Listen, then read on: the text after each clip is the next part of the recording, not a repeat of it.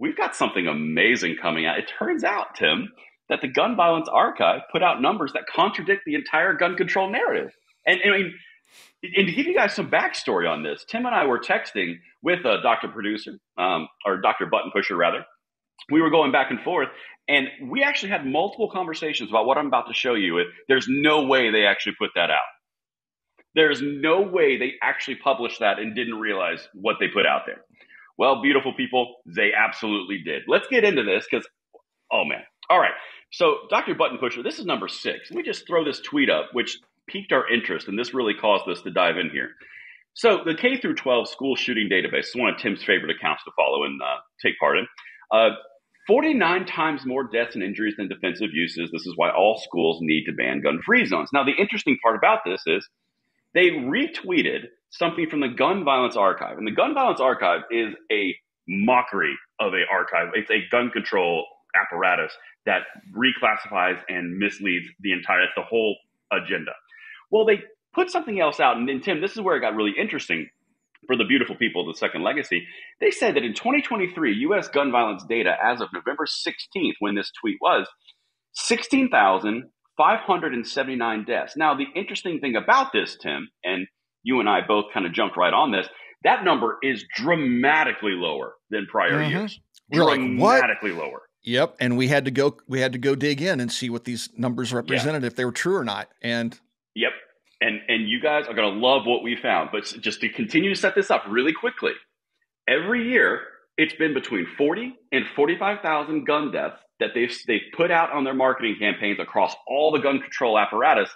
And they've always said it's 40 to 45,000 deaths per year because of gun violence. And they included suicides in that number. Okay. It was always about 50 to 55, 45 in that ratio. Well, when they did this, we sent Katie from Stone Second Sense. Now, Katie's part of our network. That's why I alluded to our network earlier. She put together some time and research on this, and she's got tweets coming out. So check her channel out, Stone Second Sense. We'll link it right down there. But this is what she put out, and you'd be amazed what she found. Dr. Button Pusher, this is number 7.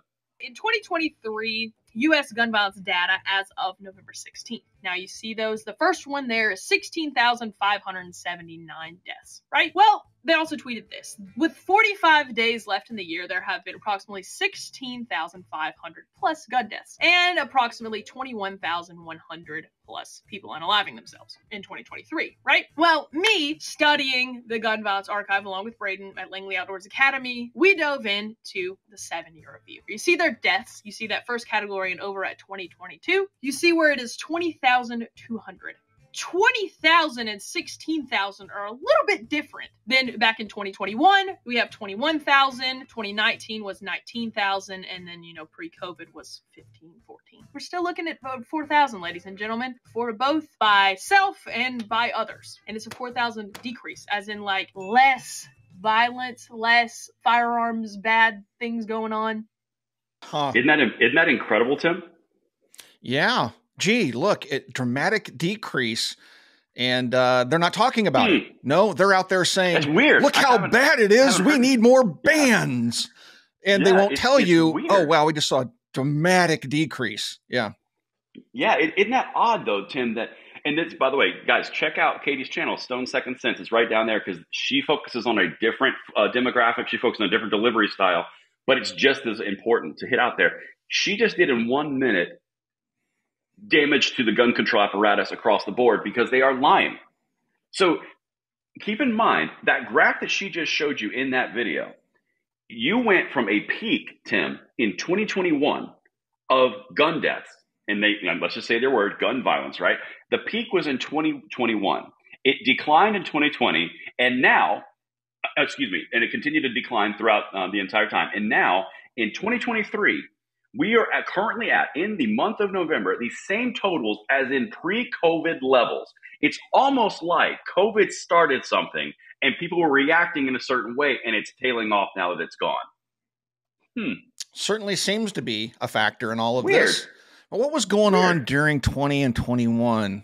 Oh, yeah, the entire nation burned. Mm-hmm. The far left lunatics were burning our major cities. Yeah. But peacefully, though. Mostly peaceful and that was, protests, yes. Yeah. And that was right about the same time, Tim. Oddly enough, that new policies were coming in from progressive DAs that were letting more people out, and that have since been curtailed in a lot of cities. It's weird that the increase of interruption to society, the increase of lockdowns, the increase of mental instability from those lockdowns, a releasing of criminals, and then an encouragement from one of the main political parties in the United States to act out your feelings. And we had a spike. Then they used that spike to justify more gun control measures. And now, after all of that reasoning is gone, we're returning back to 2018 levels, a 5-year lull. Isn't that weird? Yeah. Isn't that weird? I mean, gosh, what do you think happens when you scare people with the pandemic? You force their lockdown, make them stay in their homes. They're depressed. They're isolated. Maybe that causes people to go into a depression, right? Yeah. And then you couple that with the defund the police movement, with the wild violence. Wow. Things got pretty sketchy back then. You would wonder why somebody, think about that. Right? So you compile all these things together, and you had violence and people harming themselves and others. Yeah, boy, that certainly seems like there could have been an outside force at play there. But this speak in the fact that they're now not talking about the dramatic decrease in numbers. Exactly. Well, it's almost like they need the death and destruction and violence to push their narrative. And when that death, destruction, and violence decreases, they're not going to talk about it. They're just going to continue with the narrative. And these are the same people that refuse to put security guards in schools. That would be like saying, well, we realize cars kill people. They love car analogies. We realize that cars kill people, but stop. We are not going to put seatbelts and airbags in them. No, we just want a ban on cars. And we're going to let the carnage continue until we get the ban on cars. Man. That's what these clowns do, folks. That's what I hadn't even thought about. Tim you rant. Know what, Tim? No. That was not even a Tim rant. That was genuinely accurate. You know what else is kind of weird? And I just thought about this. I mean, call me crazy, Tim. You're crazy. But at that exact same time, see? Right on cue. That was beautiful.